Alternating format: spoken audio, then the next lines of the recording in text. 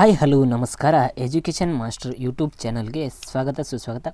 ಇವತ್ತಿನ ತರಗತಿ ಒಳಗೆ ನಾವೇನು ನೋಡೋಣ, ಕಂಪ್ಲೀಟ್ ಅರ್ಥಶಾಸ್ತ್ರಜ್ಞರು ಮತ್ತು ಅವರ ಬರೆದಂಥ ಬುಕ್ ಮತ್ತು ಅವರ ಕೃತಿಗಳು, ಗ್ರಂಥಗಳು ಮತ್ತು ಥಿಯರೀಸ್, ಅವರ ಸಿದ್ಧಾಂತ ಏನೇನೈತೆ ಎಂಬುದನ್ನು ಕಂಪ್ಲೀಟ್ ಒಂದೇ ವಿಡಿಯೋ ನೋಡ್ರಿ. ಅದೇ ರೀತಿ UGC ನೆಟ್ ರೀ ಕೆಸೆಟ್ ಪ್ಯೂ ಲೆಕ್ಚರ್ಸ ಉಪಯೋಗ ಆಕತ್ರಿ. ಅದು ಎಕನಾಮಿಕ್ಸ್ ಮತ್ತು ಅವರ ಸಿದ್ಧಾಂತ ಮತ್ತು ಅವರ ಬುಕ್ಸ್ಗಳು ಕಂಪ್ಲೀಟ್ ಒಂದೇ ವಿಡಿಯೋದಾಗ ಅವರ ಸಿದ್ಧಾಂತ ಫಸ್ಟಿಗೆ ಯಾರ್ದು ಬರ್ತೈತೆ ಅಂದ್ರೆ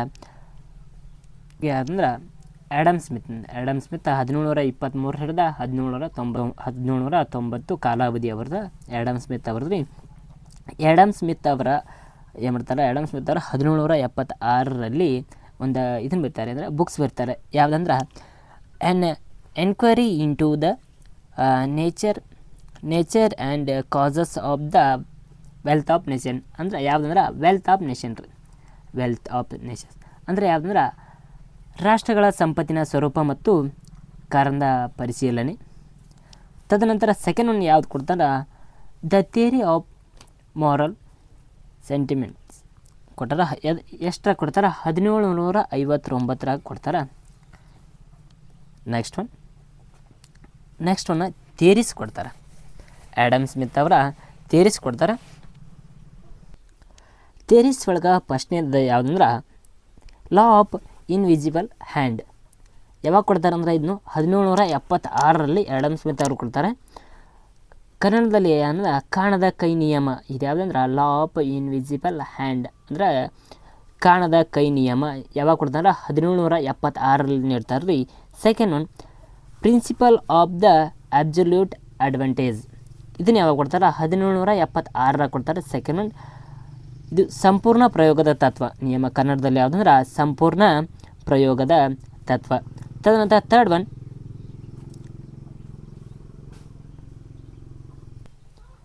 ನೋಟಿನ್ ಆಫ್ ಇನ್ಕ್ರೀಸಿಂಗ್ ರಿಟರ್ನ್ಸ್.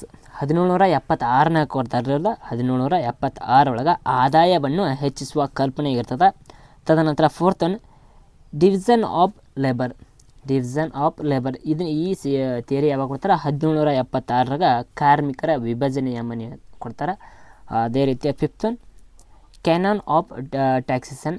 ಇದನ್ನು 1776 ತೆರಿಗೆಯ ವಿಧಿಸುವ ನಿಯಮ. ಕನ್ನಡ ಅಂದರೆ ತೆರಿಗೆಯ ವಿಧಿಸುವ ನಿಯಮ. ತದನಂತರ ಸಿಕ್ಸ್ತ್ ಒನ್ ನಿಯಮ ರೀ ಡಾಕ್ಟ್ರೈನ್ ಆಫ್ ನ್ಯಾಚುರಲ್ ಲಾ. 1770 ಈ ನಿಯಮ ಅಂದರೆ ನೈಸರ್ಗಿಕ ಕಾನೂನಿನ ಸಿದ್ಧಾಂತ. 1776 ಇದನ್ನು ಅದ ವರ್ಷದಲ್ಲಿ ಕೊಡ್ತಾರೆ ರೀ.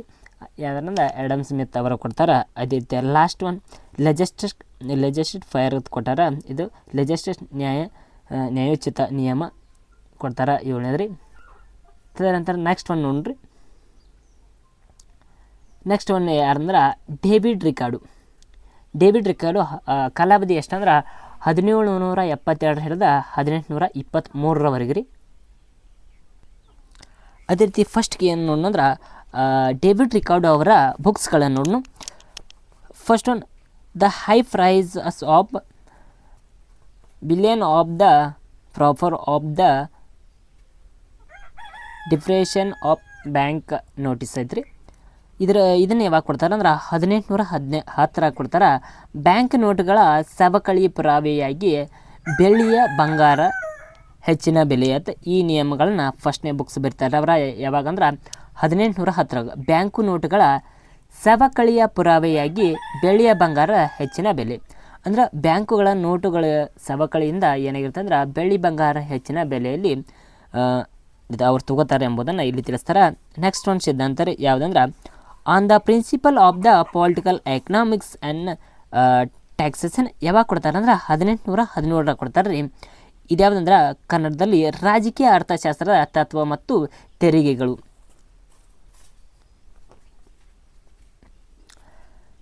ಡೇವಿಡ್ ರಿಕಾರ್ಡೋ ಅವರ 1772 ಮತ್ತು 1823 ಅವರ ಕಾಲಾವಧಿ. ಡೇವಿಡ್ ರಿಕಾರ್ಡೋ ಅವರ ಥಿಯರೀಸ್ ನೋಡ್ರಿ. First one the higher price of billion. ಯಾವಾಗ ಕೊಡ್ತಾರೆ ಈ ಥಿಯರಿ, ಯಾವಾಗ ಕೊಡ್ತಾರೆ 1810 ಕೊಡ್ತಾರೆ. ಇದನ್ನ ಕನ್ನಡದಾಗ ಬೆಳ್ಳಿ ಹೆಚ್ಚಿನ ಬೆಲೆಯಾಗಿರ್ತದೆ. ಸೆಕೆಂಡ್ ಒನ್ ಡಿಫ್ರೆಂಟ್ ರೆಂಟ್ ಅಂತ ಕೇಳ್ಯಾರ 1817 ಕೊಡ್ತಾರೆ. ಇದಂದ್ರೆ ವಿಭಿನ್ನ ಬಾಡಿಗೆ ಡಿಫ್ರೆಂಟ್.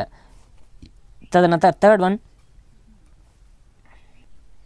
ಕಂಪೇರಿಟಿವ್ ಕಾಸ್ಟ್ ಅಡ್ವಾಂಟೇಜಸ್ 1810 ಕೊಡ್ತಾರೆ. ಈ ಥಿಯರಿ ಕನ್ನಡದಲ್ಲಿ ತುಲನಾತ್ಮಕ ವೆಚ್ಚದ ಅನುಕೂಲದ ಸಿದ್ಧಾಂತ ಇದೆ. ಅದೇ ರೀತಿ fourth one demand side of the international trade.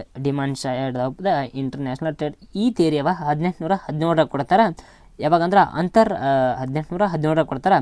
ಈಗ ಕನ್ನಡನ್ಯಾಗ ಏನಂದ್ರೆ ಅಂತಾರಾಷ್ಟ್ರೀಯ ವ್ಯಾಪಾರದ ಬೇಡಿಕೆ ಸಿದ್ಧಾಂತ ಯಾವುದು? ಅಂತಾರಾಷ್ಟ್ರೀಯ ವ್ಯಾಪಾರದ ಬೇಡಿಕೆ. Fifth one iron law of wages. ಈ ಥಿಯರಿಯನ್ನು 1817 ಕೊಡ್ತಾರೆ. ಈ ಥಿಯರಿ ಕನ್ನಡದಲ್ಲಿ ಏನಂದ್ರೆ ಇರಾನ್ ವೇತನದ ಕಾನೂನು ನಿಯಮ. ಕಾನೂನು ನಿಯಮ. ನೆಕ್ಸ್ಟ್ ಒನ್ ಥಾಮಸ್ ರಾಬರ್ಟ್ ಅವ್ರದ್ದು ಥಿಯರಿ ಇದೆ. ಥಾಮಸ್ ರಾಬರ್ಟ್ ಮಾಲ್ತಾಸ್ ಅವ್ರದ್ದು. ಅವರ ಫಸ್ಟಿಗೆ ಬುಕ್ ಒಂದು ಯಾವುದಂದ್ರೆ first one an essay on the principle of population. ಈ ಥಿಯರಿ ಯಾವಾಗ ಕೊಡ್ತಾರೆ? 1798 ಕೊಡ್ತಾರೆ. ಜನಸಂಖ್ಯಾ ತತ್ವ ಕುರಿತ ಈ ಬುಕ್ಸನ್ನು ನೀಡ್ತದೆ. ತದನಂತರ second one the present high price of the provision 1800 ಕೊಡ್ತಾರೆ. ಈ ಥಿಯರಿ ಈ ಬುಕ್ಸ್ ಇದೆ. ಗಣಿಗಾರಿಕೆಯಲ್ಲಿ ನಿರ್ಬಂಧನೆಯ ಹೆಚ್ಚಿನ ಬೆಲೆದ ಅಧ್ಯಕ್ಷ ಎಂಬ ನಿಯಮವನ್ನು ಸೂಚಿಸ್ತದೆ ಇದು. Third one observation on the effects of the corn laws ನಿಯಮ ಐತಿ. ಈ ಬುಕ್ಸ್ ಯಾವಾಗ ಕೊಡ್ತಾರೆ? 1814 ಕೊಡ್ತಾರೆ. 1814 ಈ ಬುಕ್ಕನ್ನು ಕೊಡ್ತಾರೆ. ಅದೇ ರೀತಿ ಜೋಳದ ಕಾನೂನು ಪರಿಣಾಮಗಳ ಕುರಿತ ಅವಲೋಕನ ಮಾಡ್ತದೆ. ಇದು 1814 ಬುಕ್ಸ್. ತದನಂತರ ಫೋರ್ತ್ ಬುಕ್ಸ್ ಯಾವುದು ಕೊಡ್ತಾರೆ ಅಂದ್ರೆ ಪ್ರಿನ್ಸಿಪಲ್ ಆಫ್ ಪೊಲಿಟಿಕಲ್ ಎಕನಾಮಿಕ್ಸ್ 1820 ಕೊಡ್ತಾರೆ. ಈ ಥಿಯರಿಯನ್ನು ಈ ಬುಕ್ಸನ್ನು ರಾಜಕೀಯ ಆರ್ಥಿಕತೆಯ ಪ್ರಧಾನ ವಿಷಯ ಎಂಬ ನಿಯಮಗಳನ್ನು ತಿಳಿಸ್ತದೆ. ನೆಕ್ಸ್ಟ್ ಫೋರ್ತ್ ಒನ್ ಜೆರಮಿ ಬೆಂಥಮ್ ಅವರ 1748 ಮತ್ತು 1832 ಇವರ ಕಾಲಾವಧಿ. ಈ ಕಾಲಾವಧಿಯಲ್ಲಿ ಏನು ನೋಡಿದ್ರೆ ಇವರು ಬುಕ್ಸ್ ನೋಡ್ರಿ books an introduction to the principle of the moral and legislation. ಈ ನಿಯಮ ಬುಕ್ಸ್ ಯಾವಾಗ ಬರೀತಾರೆ ಅಂದ್ರೆ 1780 ಬರೀತಾರೆ. ನೈತಿಕ ಮತ್ತು ಕಾನೂನು ಪ್ರಧಾನ ಪರಿಚಯ ಎಂಬುದನ್ನು ಇವರು ಬರೀತಾರೆ ರೀ. ತದನಂತರ ಸೆಕೆಂಡ್ ಒನ್ ಯಾವುದಂದ್ರೆ ಡಿಫೆನ್ಸ್ ಆಫ್ ದ ಯೂಸರಿ. ಈ ನಿಯಮ ಯಾವಾಗ ಕೊಡ್ತಾರಲ್ಲ 1787 ಕೊಡ್ತಾರಲ್ಲ. ಬಡ್ಡಿಯ ರಕ್ಷಣೆ. ಈ ನಿಯಮ ಏನಂತದ? ಬಡ್ಡಿಯ ರಕ್ಷಣೆಯನ್ನು ನಿಯಮ ತಿಳಿಸ್ತದೆ. ಅದೇ ರೀತಿ ಪ್ರೊಟೆಸ್ಟ್ ಅಗ್ನೆಸ್ಟ್ ಲೌಡ್ ಟ್ಯಾಕ್ಸಸ್ 1795 ನೀಡ್ತಾರೆ ರೀ. ತೆರಿಗೆಯ ಕಾಯ್ದೆಯ ವಿರುದ್ಧ ಪ್ರತಿಭಟನೆ. ತದನಂತರ fourth one manual of political economy. ಇದನ್ನ ಯಾವಾಗ ನೀಡ್ತಾರಲ್ಲ 1798 ನೀಡ್ತಾರೆ. 1798 ರಾಜಕೀಯ ಆರ್ಥಿಕತೆಯ ಕೈಪಿಡಿ ಎಂಬ ನಿಯಮಗಳನ್ನು ತಿಳಿಸ್ತದೆ.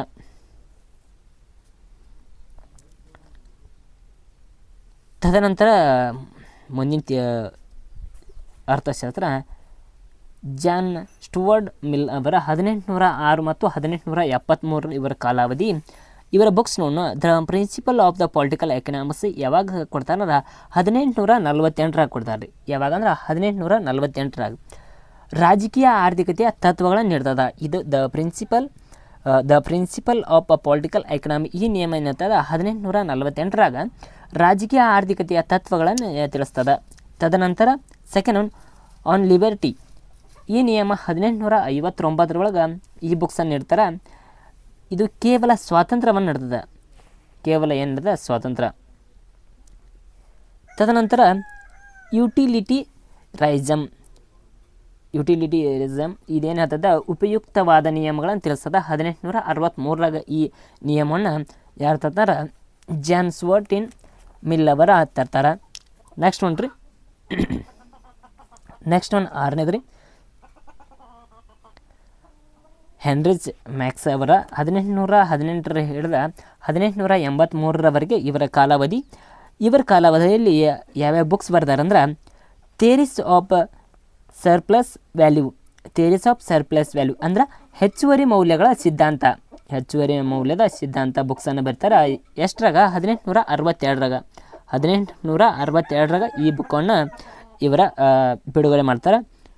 ಅದೇ ರೀತಿ capital value 1 = A criteria of political economy the focus of the production of the capital 1867ರಾಗ ನೀಡ್ತಾರೆ. ಇದನ್ನು ಈ ನಿಯಮ 1867ರಾಗ ನೀಡ್ತಾರೆ.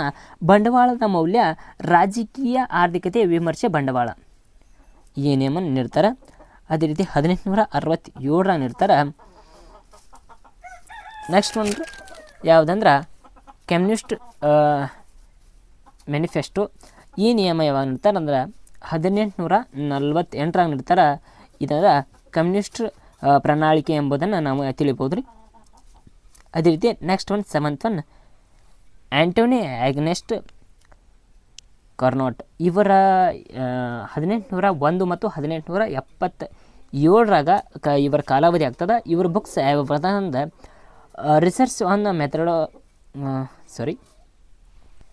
Research on mathematical principle of the theory of wealth 1838ರಾಗ ಈ ನಿಯಮ ನೀಡ್ತಾರೆ. ಈ ನಿಯಮ ಏನು ಹೇಳ್ತಾರೆ 1838ರಾಗ ನೀಡ್ತಾರೆ. ಸಂಪತ್ತಿನ ಸಿದ್ಧಾಂತದ ಗಣಿತದ ತತ್ವದ ಮೇಲೆ ಹುಡುಕಾಟವನ್ನು ನೀಡ್ತದೆ. ಗಣಿತದ ತತ್ವದ ಮೇಲೆ ಹುಡುಕಾಟವನ್ನು ನೀಡ್ತದೆ. ಗಣಿತದ ಸಿದ್ಧಾಂತದ ತತ್ವದ ಮೇಲೆ ಏನು ಮಾಡ್ತದೆ ಅಂದ್ರೆ ಇದು ಹುಡುಕಾಟ ನಡೆಸ್ತದೆ.